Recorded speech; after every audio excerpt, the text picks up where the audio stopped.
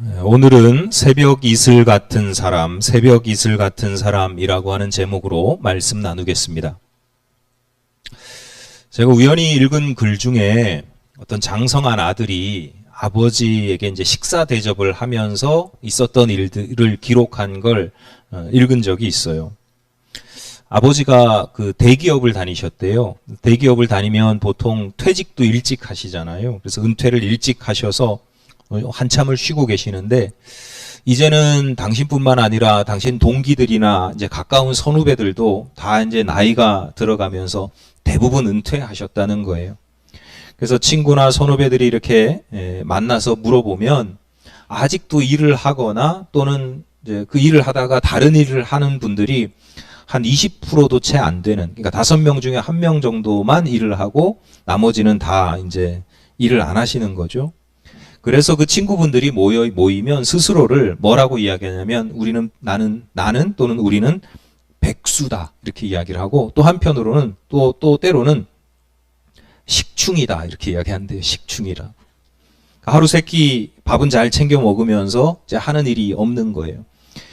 그 아들이 안타까운 마음으로 그런 글을 썼는데, 저도 글을 읽는 내내 참 그 아들의 마음처럼 굳이 저렇게 생각하실 필요 없는데, 가정과 또 우리나라 경제를 위해서 한때 애쓰셨던 그 수고와 노력이 있는데 굳이 저럴 필요가 없으신데 라면서 안타까운 마음도 들었습니다. 스스로를 식충이에 비유한다는 게, 그 스스로를 비하하고 낮은 자존감을 갖는 게 그게 안타깝죠. 바람직하지 않게 여겨지기도 합니다. 그런데 또 한편으로는 그런 생각이 드는 거예요.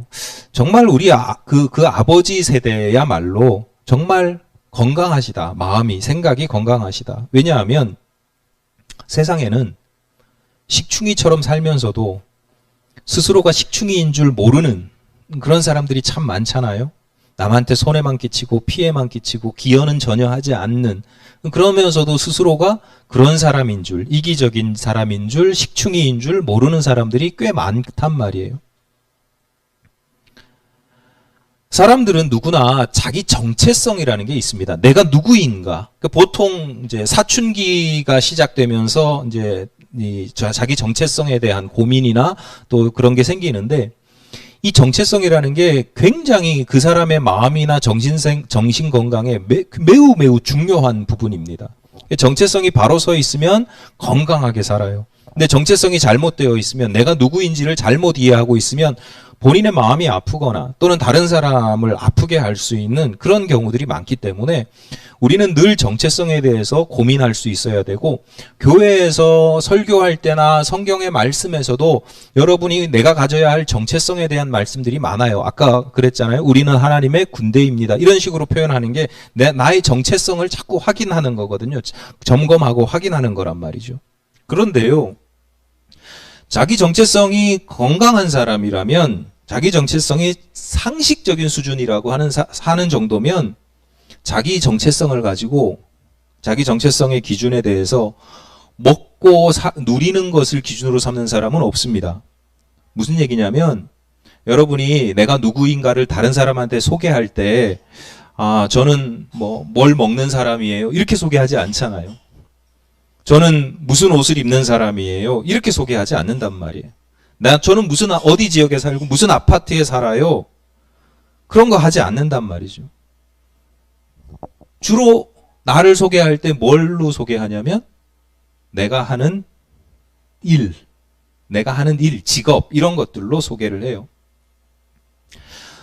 사실 그 사람이 뭘 먹느냐, 무엇을 입느냐, 어디에서 사느냐, 이런 것도 사실은 중요한 자기 정체성 중에 하나입니다. 그래서 그런 부분에서 어떤 분들은 개고기 식용을 반대한다거나 종식시켜야 한다 이렇게 주장하는 사람들도 있잖아요. 먹는 게 그 사람한테는 먹는 게 중요한 거예요. 채식주의자들도 있어요. 요즘에 비건이라고 그래가지고 채식주의자들도 많이 늘어나니까 채식 관련해서 산업도 지금 급성장하고 있다고 그러잖아요. 그런 것도 먹는 게 중요한 거죠. 먹는 게 곧 난 채식주의자야 라고 하는 것이 자기의 중요한 정체성 중에 하나입니다. 명품, 또 유명 브랜드 이런 것들을 은근히 또는 대놓고 이렇게 입으면서 나 이 정도 입는 사람이야, 나 이 정도 차 타는 사람이야, 이런 거 은근히 드러내기도 하고요. 아주 초기에는 안 그랬던 것 같은데 요즘은 아파트도 다 브랜드가 있잖아요. 건설회사, 옛날에는 건설회사 이름이었단 말이에요. 근데 지금은 다 뭐 무슨 뭐 영어 불어 뭐 이런 거 부르지도 못하는. 그래서 우스갯소리도 있잖아요. 그 시어머니 못 찾아오게 한 아파트 이름이 어려워가지고 시어머니 못 찾아오게 한다고 뭐 그런 우스갯소리도 있는 것처럼 그 브랜드가 생기는 게 뭐냐면 나는 어디 성에 사는 사람이야 뭐 이런 거죠. 그런 것들을 근데 대놓고 하는 사람은 대놓고 그걸 자기 정체성이라고 하는 사람은 없단 말이에요. 그런 것들도 중요한 자기 정체성이긴 하지만 그런 걸 대놓고 자기가 먹고 마시고 뭐 쓰고 뭐 살고 이런 거를 자기 정체성이라고 생각하는 사람이 없어요. 만약에 그런 식으로 자기 소개를 한다 그러면 저한테 만약에 누가 저는 무슨 옷 입는 사람이에요? 전 뭐 먹는 사람이에요? 이러면 일단 경계하죠. 저 사람 좀 이상해. 그리고 이제 얘기를 더 들어보다 보면 저 사람 참 가치관이 좀 천박하구나. 뭐 이렇게 그러니까 이상한 사람 취급을 받거나 천박한 사람 취급을 받아요. 그러니까 우리가 그런 세상을 살아가니까 앞서 아버지의 그 말씀이 아버지의 경우가 충분히 이해가 되는 거예요. 내가 하루 세끼 굶지 않고 잘 차려 먹는데 정작 당신이 하는 일이 없으니까 스스로에 대해서 난 아무것도 아닌 존재처럼 여겨지는 겁니다. 나는 밥만 먹는 밥만 축내는 식충이처럼 여겨지는 거죠. 기독교 신앙에서 강조하는 것 중에 하나가 하나님의 은혜입니다. 은혜라고 하는 것은 거저 공짜로 받아 누리는 것이죠. 그러니까 그래서 성도들은 종종 자신이 받아 누리는 은혜, 하나님으로부터 받아 누리는 은혜로 자기 정체성을 규정합니다. 아까 말씀드렸잖아요. 설교나 뭐 성경 말씀에서 우리의 정체성을 이렇게 자꾸 확인시켜주고 점검시켜주고 규정해 주시는 부분들이 있다. 뭐 대표적인 게 그런 거죠. 나는 하나님의 딸이다. 나는 하나님의 아들이다. 뭐 이런 거요. 하나님의 백성이다. 내가 하나님께 구원받은 자다. 뭐 이런 것들이 다 자기 정체성인데 그 정체성이 내가 뭘 하는 게 아니거든요. 하나님의 은혜로 내가 그냥 받은 거란 말이죠. 받아서 누리는 거란 말이에요. 그런데 이렇게만 극단적으로 이해하는 건 위험하다. 받아 누리는 것만으로 자기 정체성을 가지면서 쉽게 얘기해서 비유적으로 얘기하면 신앙적인 식충이로 살아가게 되는 경우가 많기 때문이라는 거죠. 그렇기 때문에 내가 받아 누리고 내가 받은 것, 누리는 것으로 나의 성도들은 나의 정체성을 삼을 수 있어야 되지만 또 한편으로는 내가 그 안에서 하나님 안에서 무슨 일을 하는지 내가 하는 일을 가지고 나의 정체성을 세울 수 있어야 된다라고 하는 겁니다. 제가 그냥 제일 이해하기 쉬워서 가끔 이렇게 늘 말씀드리지만 교회에서 여러분들을 직분으로 부르잖아요. 직분을 무슨 권사님, 무슨 집사님 이렇게 직분을 부른단 말이에요. 근데 직분이라는 게 뭐예요? 일하는 거예요. 일하는 거. 직분, 내게 맡겨진 일이에요. 그러니까 집사는 집사대로 집사란 뜻이 이렇게 봉사하고 헌신하고 수고한다 이런 뜻이에요. 섬긴다 이런 뜻이에요. 권사는 말 그대로 권면하고 가르치고 인도하고 좀 위로하고 뭐 이런 것들이 권사죠.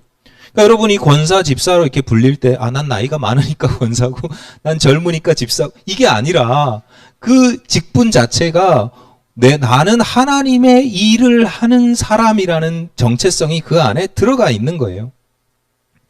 목사도 마찬가지고요. 목사는 성도들을 양처럼 돌보고 인도하는 그런 일들을 하는 건데 나는 집사니까 집사 일만 해야 돼, 목사니까 목사 일만 해야 돼 그런 뜻이 아니라 그런 어떤 규정된 일만 한다는 게 아니라 어떤 형태로든 내가 할 수 있는 사명을 잘 감당하면서 살아가야 한다는 것인데 이게 무슨 얘기예요? 하나님의 은혜를 받아 누리기만 하는 인생이 아니라 신앙적인 식충이로 살아가는 게 아니라 하나님과 함께 하나님의 거룩한 일을 하는 인생이 되어야 된다라고 하는 것입니다. 앞서 말씀드린 아버지처럼 나이가 들고 이제 노쇠해지면 자신이 할 수 있는 일의 범위나 종류가 줄어드는 경우들이 있잖아요. 저는 가끔 요즘에 뭐 무슨 그 영상이나 이런 걸 보다 보면 할머니 할아버지들이 길에서 이렇게 교통사고나 이런 것 때문에 딱 쓰러져서 크게 다치거나 돌아가시는 거 보면서 제가 깜짝깜짝 놀라거든요. 그러니까 중국에서 있었던 일인데 개가 이렇게 개를 산책시키다가 큰 개를 산책시키다가 이렇게 놨는데 놓쳤는데 개가 크니까 그 개에 달려있는 목줄이 있잖아요. 그 목줄이 지나가다가 할머니 다리를 탁 쳤는데 할머니가 넘어져서 돌아가셨어요. 연세를 드신다라고 하는 게 그냥 나이만 많이 먹는 게 아니라 되게 이제 할 수 있는 일들이 제한적이고 연약해지고 약해진다는 뜻이잖아요. 이게 신앙적으로도 마찬가지거든요. 어느 날 보면 점점 내 신앙이, 내 또 신앙의 어떤 모습이 예전 같지 않은 내가 예전 같지 않구나, 이런 것들을 발견할 때가 있어요. 뭐, 우연히 발견하는 게 아니라, 그렇죠. 그게 자연스러워요. 그러면 내가 예전 같지 않으니까 난 아무것도 하지 않아도 되는가? 그렇지 않죠. 내가 할 수 있는 게 없어도, 내가 예전 같지 않아도 그 아버지가 자신을 식충이처럼 여기고 부끄러워하는 것처럼 건강한 가치관을 가지고 있는 사람은 내가 스스로를 내가 할 수 있는 일이 없구나, 그렇게 부끄러워할 수 있어야 되고, 더불어서 내가 할 수 있는 일을 찾아야죠. 그 아버지가 하루 세 끼 아내가 차려주는 밥을 얻어먹기만 할 게 아니라, 난 그래서 잘 먹어, 이게 아니라, 이제는 할 거 없으면 밖에 나가서 직장에서 일도 안 하는데 집에서 청소도 하고, 아내나 가족을 위해서 자기가 밥을 또 차려줄 수도 있는 거고, 은퇴한 지 꽤 오래 되셨으면 그렇게 할 수 있는 일을 찾아서 하면 되죠.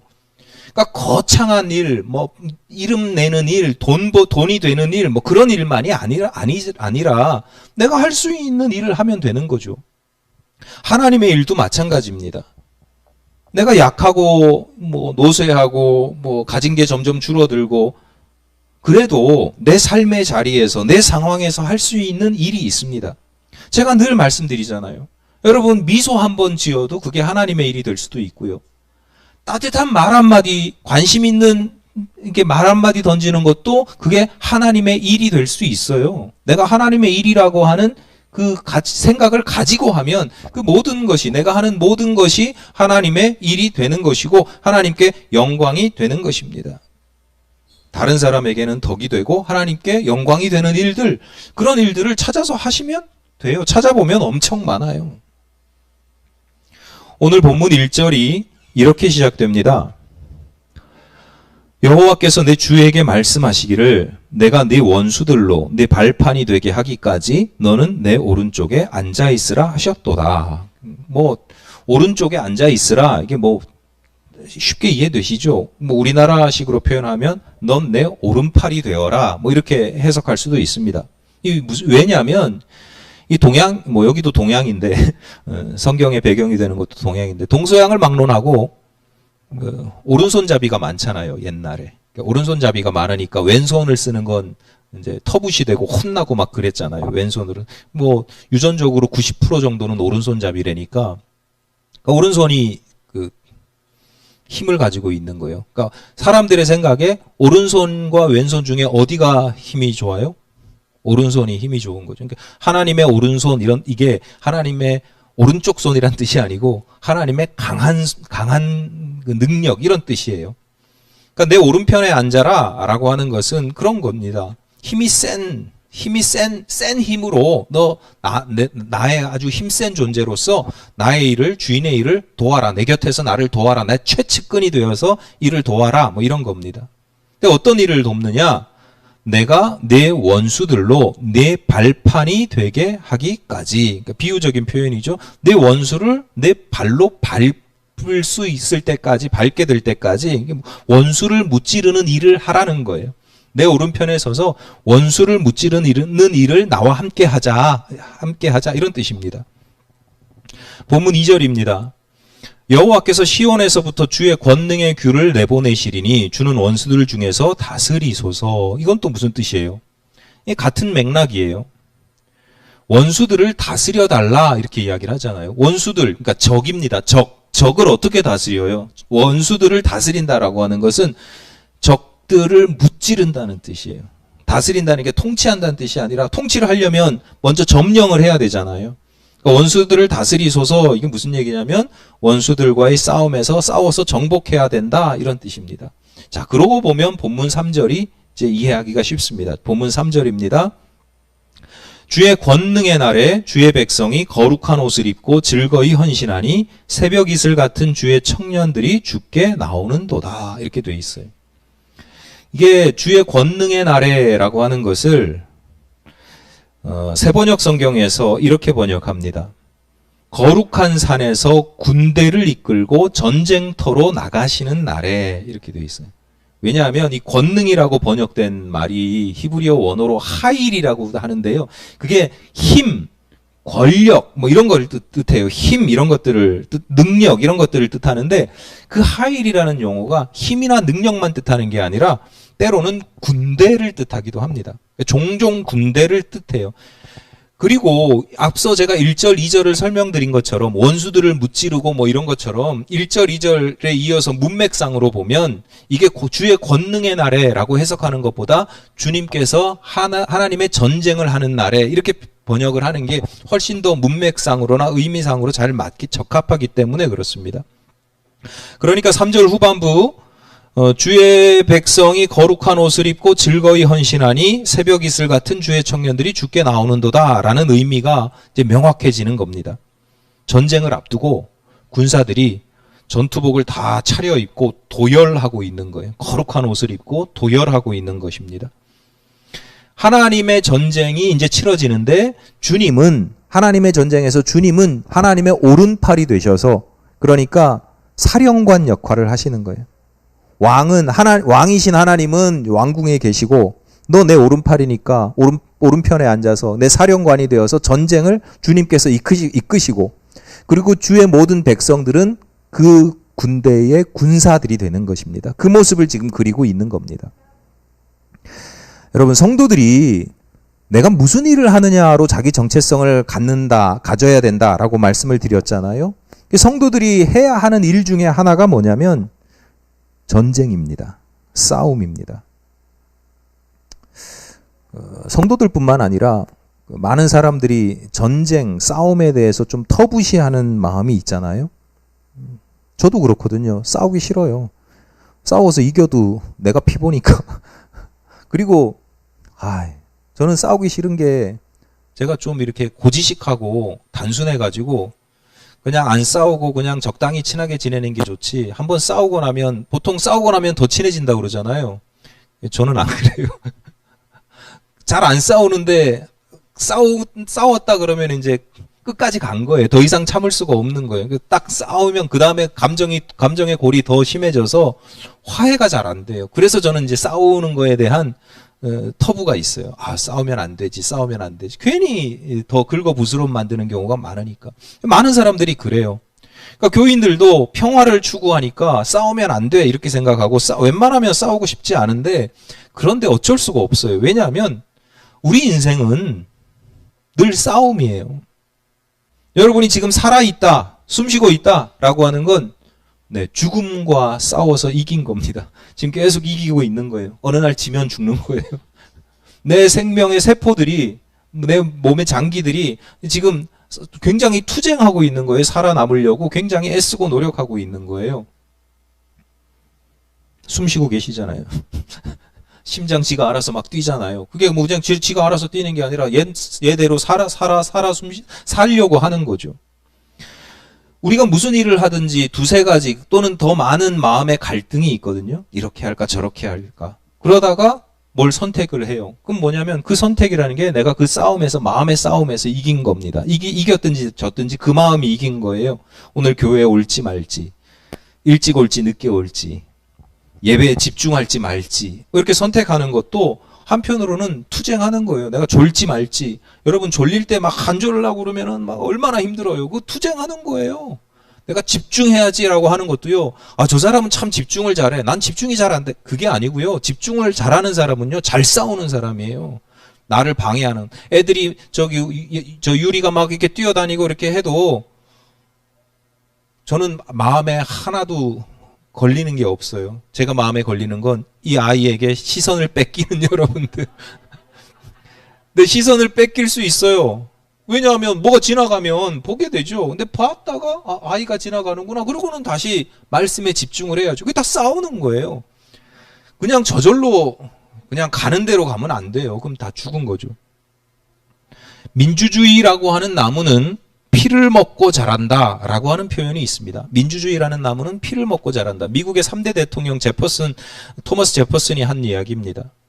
우리가 지금 민주주의를 누리고 있다고 하잖아요. 뭐 부족하고 모자란 부분이 있긴 하지만 그래도 민주주의를 누리고 있어요. 이 민주주의를 누리는 것은 누군가가 싸워서 얻은 거지 저절로 주어진 게 아니에요. 누군가의 싸워서 얻은 것뿐만 아니라 싸워서 이겨서 얻어내기도 했지만 그 가운데 누군가는 엄청난 많은 사람들이 생명의 피를 흘렸기 때문에 민주주의라는 나무는 피를 먹고 자란다. 이런 표현을 쓰는 겁니다. 민주주의는 여러분 오늘날에도 민주주의를 내가 누리고 있으니까 그냥 괜찮아 이게 아니고 민주주의라고 하는 나무가 살아있고 계속 자라려면요 계속 싸워야 돼요.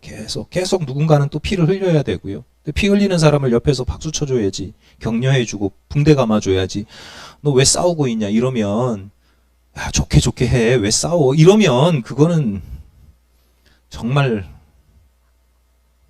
어리석은 사람이에요. 그건. 어쨌거나 싸움이나 전쟁 그 자체가 누구나 좋아하진 않지만 내가 싸워야 되고 힘들고 피를 흘리니까 좋아하진 않지만 때로는 해야만 하는 전쟁이 있습니다. 필요한 전쟁도 있습니다. 그러니까 우리가 중요하게 여겨야 될 것은 싸우냐 마느냐가 아니라 이게 어떤 싸움이냐, 해야 하는 싸움이냐, 피해야 하는 싸움이냐, 이게 선하고 의로운 싸움이냐, 이런 걸 분별을 해서 이게 선하고 의로운 싸움이라면 피할 것이 아니라 거기에 참전해야죠. 내가 원하지 않나도 싸워야 할 때가 있어요. 피를 보는 것이 무섭고 싸우는 것이 힘들어도 마땅히 해야 되는 그런 싸움이 있어요. 그런 싸움 중에 하나가 하나님의 전쟁입니다. 하나님의 원수들로 나의 발판이 되게 완전히 점령하는, 완전히 쳐서 무찌르는 그런 전쟁을 해야 된다 이 말이에요. 어떻게 잔혹하게 아니요. 전쟁에 따라서는 그렇게 끝까지 완전히 싸워 이겨야 되는 것도 있어요. 제가 이렇게 말씀드리는 건 여러분이 잘 이해하실 거라고 생각을 해서입니다. 하나님의 전쟁은 혈과 육의 전쟁이 아니에요. 지금 우크라이나나 러시아 이런 전쟁, 남북 간의 전쟁 이런 거 말씀드리는 게 아니죠. 또 중세시대 십자군 전쟁처럼 성지를 회복한다고 하는 명분이나 또는 거룩한 전쟁, 성전이라고 하는 이름만 붙여놓고 누군가를 죽이고 무언가를 빼앗는 이름이 성전이고 이름이 하나님의 전쟁이라고 해서 그것도 하나님의 전쟁은 아니에요. 오늘 본문 3절 주의 백성이 거룩한 옷을 입고 즐거이 헌신하니 주의 백성이 거룩한 옷을 입고 즐거이 헌신하니 어떤 옷을 입었다고요? 거룩한 옷입니다. 거룩한 옷은요 제사장이 입는 옷이에요. 그러니까 성도들 전투하는 하나님의 군사로서 전투하는 성도들이 입어야 할 군복은 거룩이라는 거예요. 총과 칼로 무장하는 게 아니라 거룩으로 자기를 감싸고 무장하는 거예요. 죄와 싸우는 겁니다. 악에 대해서 싸워 이기는 겁니다. 아주 짓밟는 겁니다. 그러므로 성도가 가져야 할 중요한 정체성 중에 하나, 나는 하나님의 군사다. 그리고 우리들 각각은 하나님의 군사이고 우리들이 모이면 너와 내가 되면 그거면 하나님의 군대가 된다라고 하는 것입니다. 그러니까 성도들이 나는 하나님의 군인이야, 나는 하나님의 군사야, 우리는 하나님의 군대야 라고 하는 자기 정체성이 있어야 되는데 군복만 입고 있는 게 아니라 이름만 가지고 있는 게 아니라 내가 그 일을 해야 되잖아요. 해야 그게 내 정체성이 되는 거잖아요. 그러니까 내 평소의 삶 속에서 싸워야 되는 거예요. 죄와 악과 그냥 물들어서 같이 지내는 게 아니라 친구처럼 지내자 이게 아니라 이건 하나님께서 싫어하시고 미워하시는 것이라면 싸워서 이겨야 되죠. 어떻게 싸우고 어떻게 이겨야 되는지, 어떤 전쟁을 해야 되는지 오늘 본문을 통해서 굉장히 많지만 본문을 근거해서 딱 두 가지만 말씀을 드리겠습니다. 첫 번째는 우리는 하나님의 군사인데, 하나님의 군인인데 어떤 군인이냐면 자원하는 군인입니다. 자원하는 군사입니다. 본문 3절 전반부를 다시 보겠습니다. 주의 권능의 날에 주의 백성이 거룩한 옷을 입고 즐거이 헌신하니, 이렇게 되어 있잖아요. 그러니까 즐거이 헌신하니라고 번역된 단어가, 원어가 뜻이 자원한다 이런 뜻이에요. 즐겁게 헌신한다, 이게 뭐냐면 자원한다는 거예요. 하나님의 전쟁의 날에 주의 백성들이 자원하여 군사가 되는 겁니다. 하나님께서 성도들을 징집하시는 게 아니고 모집하시는 게 아닙니다. 그러니까 우리는 하나님께 징병된 군사가 아니에요. 모병된 군사가 아니에요. 자원병입니다. 근데 그 자원병의 특징, 그렇기 때문에 자원하여 하나님의 군사가 되는 건요, 즐거운 거예요. 내가 끌려가면 징집되고 뭐 이러면, 뭐 징집되는 건 맨날 끌려가니까 군인들 저기 우리나라 징병제잖아요. 그래서 군대 갈 때 막 죽으려고 그러잖아요. 다들 막 일주일 동안 술 퍼마시고 막, 심지어 휴가 나왔다가 복귀하는 날에 막 가기 싫어가지고 막 개 끌려가듯이 막 그렇게 가잖아요. 징병은 그래요. 가도, 제가 볼 때는 가도 뭐 편하게 군생활, 요즘에 편하게 군생활하고, 제가 저희 아들 때도 맨날 농담 삼아서 야, 이게 캠프지 군인 군대냐 뭐 이렇게 얘기할 정도로 편하지만, 이게 강제로 끌려가는 것이 갖는 자유를 내가 스스로가, 내가 자유를 맡기는 게 아니라 내 자유를 누군가가 뺏고 구속한다는 게 사실은 굉장히 괴로운 거거든요. 그런 징병, 모병은 뭐예요? 모집하는 거거든요. 그 대신 대가를 주잖아요. 월급을 주거나 뭐 이렇게 한단 말이에요. 그럼 하나님은 그렇게 내가 모병이니까 돈 받으면 즐거울까요? 그것도 뭐 한두 번이죠. 하나님의 군사가 된다라고 하는 건 자원병이 된다. 그래서 억지로 마지못해 힘들게 헌신하는 게 아니라는 거예요. 기쁘고 즐거운 마음으로 헌신하는 겁니다. 제가 어릴 때 기억인데요. 초등학교 한 4학년 뭐 그때쯤 됐을 것 같아요. 3, 4학년 뭐 그때쯤 됐을 것 같아요. 어느 날 아버지가 저와 동생을 불러놓고 한 5,000원쯤 됐던 것 같은데 5,000원인가를 주시면서 내일이 엄마 생일이니 생일 선물을 좀 사줘라. 저는 아무 생각이 없었거든요. 엄마 생일인지도 모르고 생일에는 뭘 챙겨줘야 되는지도 모르고 뭐 그런 생각 자체가 전혀 없었는데, 그런 모습이 아버지 입장에서 답답하셨나 봐요.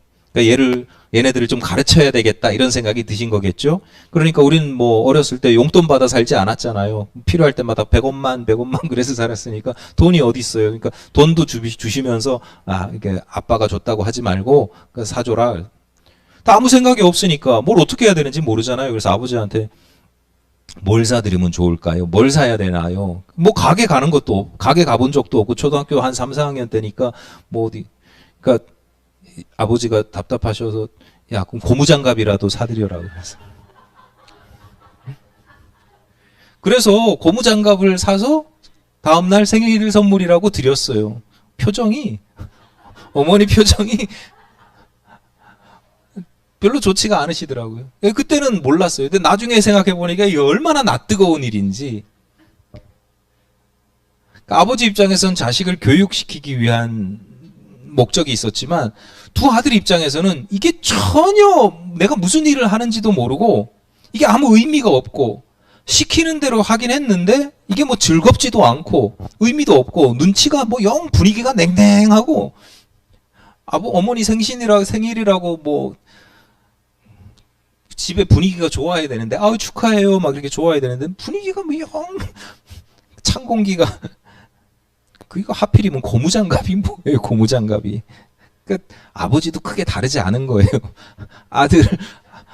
아들한테 이거 시키면서 아버지도 수준이 딱 그 수준인 거예요. 제가 이제 머리가 굵어서 신학대학에 입학하고 1학기를 마치고 방학 때 집에 있다가 이제 2학기가 시작됐어요. 그러니까 1학기 때 한 학기 마치고 이제 시험을 치잖아요. 기말고사를, 중간고사도 치고 이제 기말고사도 치는데, 이제 2학기 때 가니까 얼마 안 있어서 이제 장학금이라고, 1학기 때 공부 잘했다고 시험 잘 봤다고 장학금을 줬는데, 1등 장학금은 아니고 뭐 아마 뭐 120명 중에 뭐 위에 뭐 한 상위 10% 정도 됐겠죠. 그러니까 그 당시 등록금의 한 30% 정도를 장학금으로 다시 돌려주는데 제 기억으로 한 30만 원? 30만 원대, 20만 원대나 30만 원대, 30만 원 초반대 뭐 그 정도였을 것 같아요. 제가 그 돈을 그 당시에 그래도 그게 목돈이잖아요. 예기치 않았던 갑자기 들어온 큰 돈이거든요. 30년도 더 전이니까 이 돈을 가지고 4가지를 했습니다. 평소에 하고 싶었던 건 4가지를 했어요. 첫 번째는 11조를 드렸어요.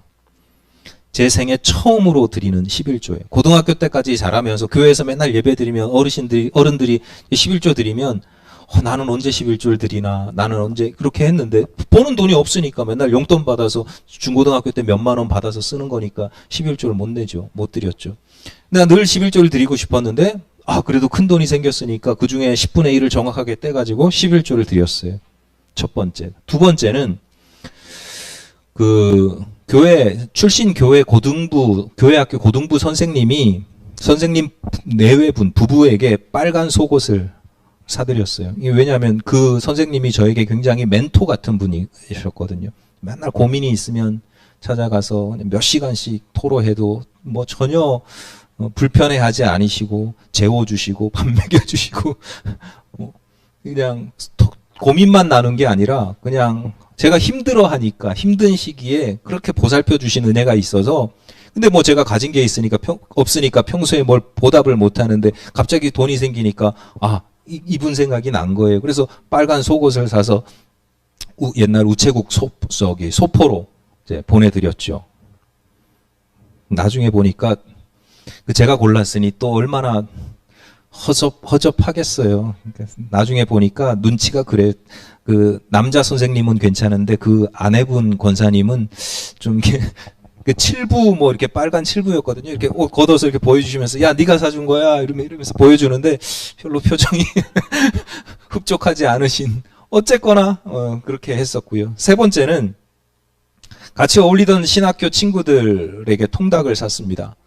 이제 늘 같이 어울려서 회비를 걷거나 누군가가 이제 좋은 일 있으면 사서 얻어 먹던 친구인데 이건 왜 사줬냐면 이제 시험을 보면 누군가가 열심히 필기한 거 복사도 해주고 요약 정리해가지고 뭐 이렇게 하고 그러면 전 실컷 놀다가 그 친구들 그거 다 해주면 그거 요약된 거 이제 받아가지고 다다다다다 외우고 친구들 밤새 도서관에서 있는데 야 난 기숙사에 자러 갈게 그리고 자러 가고 그래서 대충 통과만 되면 되지 낙제만 안 되면 되지 그러고 시험을 봤는데 친구들은 다 못 받고 저만 받으니까 이게 얼마나 미안한 일이에요. 친구들이 다음부터는 이제 안 보여준다고 너 맨날 기숙사에 자러 들어갔다 그래놓고 기숙사 가서 또 밤새 공부했구나 막 아니야 그런 거 아니야.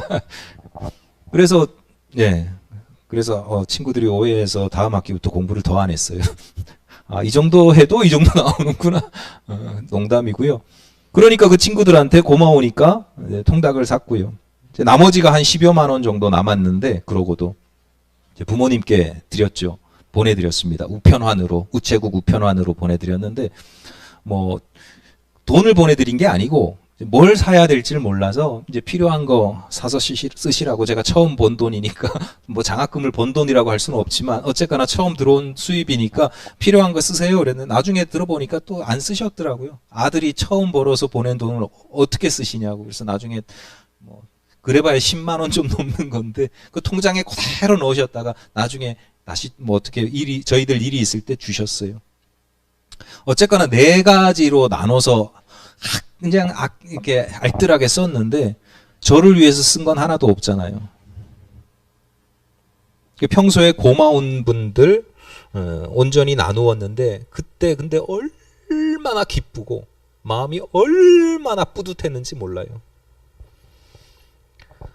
하나님께든 사람에게든 늘 얻어먹고만 살다가 식충이로 살다가 내가 한번 나도 한번 처음으로 내가 사람 노릇을 하는구나 이런 생각이 드는 거예요.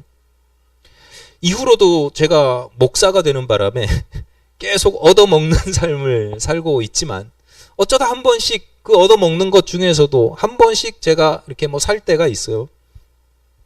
필요한 사람 나보다 더 힘든 사람 있으면 뭐 엊그제도 이런 얘기를 하면 안 되는데, 지방 목사님이 보니까 양복이 너무 작아가지고 장례식을 간다는데 작은 옷을 입고 가서 왜 이런 옷을 입고 가냐 그랬더니 살이 쪄가지고 옷 사 입으라고. 제가 이런 사람입니다.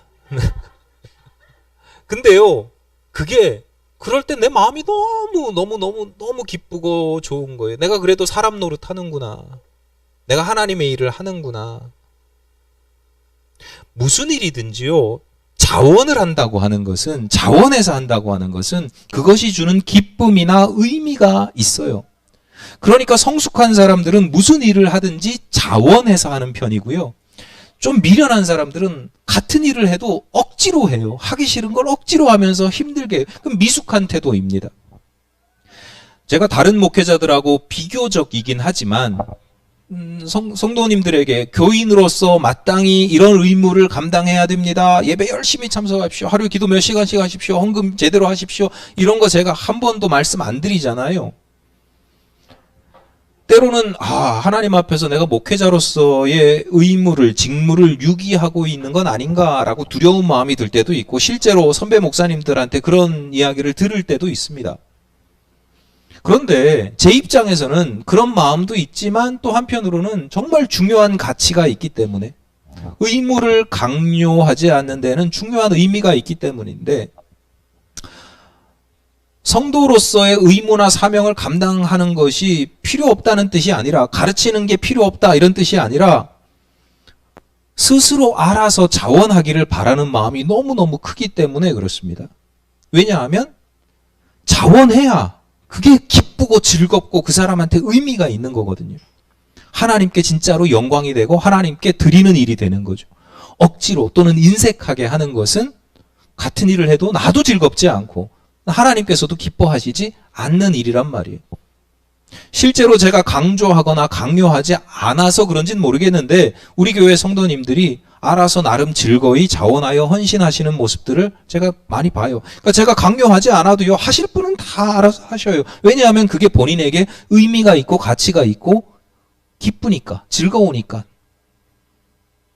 여러분, 이 자원한다는 게요, 얼마나 귀한 일인지 여러분 아셔야 됩니다. 다윗의 참회 시인 시편 51편 12절에서 다윗이 이렇게 간절히 기도합니다. 주의 구원의 즐거움을 내게 회복시켜 주시고 자원하는 심령을 주사 나를 붙드소서.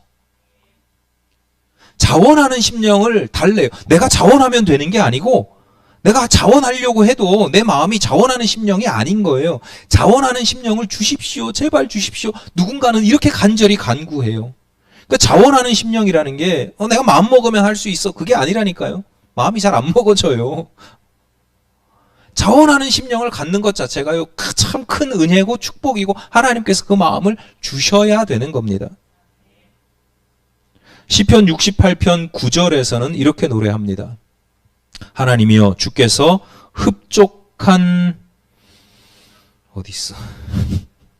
주께서 흡족한 비를 보내사 주의 기업이 곤핍할 때에 주께서 그것을 견고하게 하셨고, 주의 기업이라고 하는 게 이 성경의 시대 기업이라고 하는 게 양치고 염소 기르고 하는 거거든요. 그러니까 그 기업의 비가 얼마나 중요하겠어요.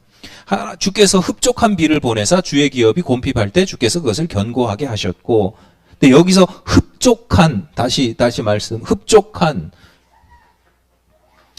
하나님께서 흡족한 비를 보내셨대요. 그 흡족한이라고 하는 단어가 오늘 즐거이 헌신하니 단어와 똑같습니다. 자원한다는 뜻이라고 그랬잖아요. 한다는 뜻을 시편 110편에서는 즐거이 헌신하니 이렇게 문맥에 따라서 해석을 했고 번역을 했고, 여기서는 흡족한, 그러니까 하나님이여 주께서 흡족한 비를 보내사라고 할 때 우리 그냥 읽으면 그 흡족한이 누가 흡족한 거예요? 그냥 읽으면, 모르고 읽으면 하나님께서 내가 흡족할 만한 비를 주셨다 이런 뜻인데, 원래 원어의 뜻은 뭐냐면 주님께서 당신이 자원하여 즐거운 마음으로 비를 내려주셔서 당신이 흡족하신 거예요. 당신이 기쁘고 억지로 이놈의 새끼 싫은데 그냥 주시는 게 아니라 정말 기쁘고 즐거운 마음으로. 여러분, 자원하는 건요, 하나님의 성품이기도 합니다. 하나님께서 그렇게 하시거든요. 그러니까 자원하는 것만큼 귀한 것이 없어요. 성도들에게는 의미가 있고 기쁨이 있고 하나님께는 영광이 되는 것입니다. 여러분, 하나님의 군사로서 하나님의 선한 영적 싸움을 하실 때 내가 하기 싫은데 억지로 또 인색한 마음으로 하는 게 아니라 자원하여 즐겁게, 나 참 죄와 악과 싸우는 것이 힘들고 어려워, 이게 아니라 참 즐겁다, 내가 이렇게 싸울 수 있다는 것 자체가 감사하다, 그렇게 즐거이 자원하시는 싸움꾼이 되시기를 바랍니다. 또 한 가지, 하나님의 싸움은, 하나님의 전쟁은 살리는 싸움입니다. 그러니까 세상의 전쟁은 죽이고 빼앗잖아요. 하나님의 전쟁은 살리고 누리는, 나누는 것이죠. 본문 3절 후반부를 다시 봅니다. 새벽 이슬 같은 주의 청년들이 죽게 나오는도다. 새벽 이슬 같다, 일종의 시적인 표현입니다. 은유입니다. 그러니까 해석이 다양할 수밖에 없죠. 그 중에서 가장 대표적인 이슬, 새벽 이슬이 갖는 가장 대표적인 의미는 뭐냐면 생명을 살리는 거예요. 늘 말씀드리지만 성경의 배경이 되는 땅은 물이 귀하거든요. 물이 없다라고 하는 것은 목말라 이 정도가 아니라, 물이 없으면요 어떤 생물도 살 수가 없어요. 근데 그곳에, 성경의 땅에 늘 물이 모자라고 비가 안 오는 그 메마른 땅인데 그게 성경의 배경이 돼요. 무슨 얘기예요? 거기 사람이 살고 있다는 거예요. 사람이 살고 있다는 건 무슨 얘기냐? 가축도 기르고 있다는 거죠. 양도 치고 있고 염소도, 그런 가축도 기르고 있어요. 왜냐? 이게 어떻게 가능하냐? 연한 풀, 메마른 땅에 아주 조금씩 피어나는 연한 풀들이 있잖아요. 새싹, 새싹, 그런 새싹들이 있어요. 우리가 잘 아는 시편 23편에 보면 주님께서 나를 푸른 초장으로 인도하신다. 많은 사람들이 초장? 숲이, 풀이 우거진 곳, 이렇게 생각, 그거 아니에요. 메마른 땅에 이제 연한 새싹이 나면, 새싹은 연하잖아요. 그 연한 새싹이 이제 막 돋아나는 거, 이게 초장이에요. 근데 어떻게 그 메마른 땅에 그 연한 새싹, 염소들이 이렇게 뜯어먹을 만한 그 연한 새싹들이 어떻게 돋아나느냐? 그 원인이 뭐냐? 새벽 이슬 때문입니다. 비는 안 오지만 새벽 이슬이 있어요. 그러니까 그 이슬이 모든 생명을 살아가게 하는 것입니다. 호세아 선지자는 하나님의 말씀을 이렇게 전합니다. 내가 이스라엘에게 이슬과 같으리니 그가 백합화같이 피겠고 레바논 백향목같이 뿌리가 박힐 것이라. 하나님이 당신을 이슬에 비유하십니다. 그리고 이슬이신 당신이 하시는 일은 뭐냐? 생명을 살리는 거예요. 풍성하게 하시는 거예요. 뿌리를 깊게 내리게 하시는 거예요. 꽃이 피게 하시는 겁니다. 여러분, 다시 말씀드리지만 성도들이 해야 할 일은 살리는 일이어야 합니다. 성도들의 전쟁은 구원하여 생명을 얻게 하는 싸움입니다. 내가 한 방울 이슬밖에 안 되는데, 우리 한 방울 이슬 같은 사람이거든요. 어디 누구 만나가지고 하나님 안에서 평안을 누리시고 하나님께 주시는 구원을 좀 받으시라고 이야기하면 사람들이 뭐라 그래요? 콧방귀도 안 끼죠. 한 방울 이슬일 때 그래요. 아무 힘이 없으니까. 그런데 그 이슬이 모여있는 군대라고 하면 다릅니다. 하루아침 반짝 빛나는 이슬이라면 아무것도 아니죠. 하지만 낮의 더위와 밤의 추위의 그 일교차, 극심한 일교차를 통해서 매일 새벽마다 맺혀지는 그 이슬은 하나님처럼 생명을 살릴 수 있게 되는 것입니다. 그러니까 우리가 폭우나 큰 강물이 아니라고 해서 우리 스스로를 비천하게 여길 필요가 없습니다. 비록 새벽에 잠깐 맺히는 이슬 같은 인생이라도 생명을 살리는 존재가 될 수 있습니다. 한낮의 더위와 한밤의 추위에 그 일교차가 심한 것처럼 내 인생이 참 고통스럽고 힘들어서 나오는 이슬일 수 있어요. 그 그런 이슬 같은 우리들을 하나님께서 당신의 군대로 삼으셔서 그 영롱하게 반짝반짝 빛나는 이슬이 세상을 살리고 세상을 바꾸는 역할을 하게 하시는 것입니다. 여러분, 생명을 살리는 새벽 이슬 같은 군대로 살아가는 것, 그것이 여러분에게 중요한 의미와 가치가 되어서 그 일에 즐거이 자원하여 즐겁게 헌신하며 살아가시기를 간절히 바랍니다. 기도하시겠습니다. 하나님, 저희들을 새벽 이슬 같은 하나님의 군대로 삼아주시니 감사합니다. 하나님의 뜻을 따라 저희들이 생명을 살리고 세상을 구원하는 일들을 할 때에 하나님 기쁘고 즐거운 마음으로 즐거이 자원하여 헌신할 수 있도록 저희들의 마음과 뜻과 생각을 주장하여 주시옵소서. 하나님께서 우리의 사령관이 되어 주시옵소서. 예수님 이름으로 기도드립니다. 아멘.